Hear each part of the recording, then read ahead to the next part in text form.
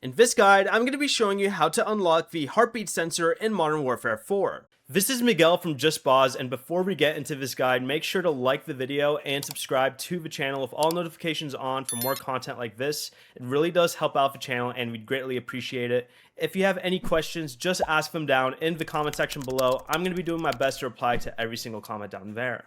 During the Modern Warfare 4 beta, the Heartbeat Sensor unlocks at player level 23. So play multiplayer matches and earn XP until you reach level 23. Then you can go ahead and open your create a class menu, open your custom loadout, then select your tactical equipment and equip the Heartbeat Sensor right over here.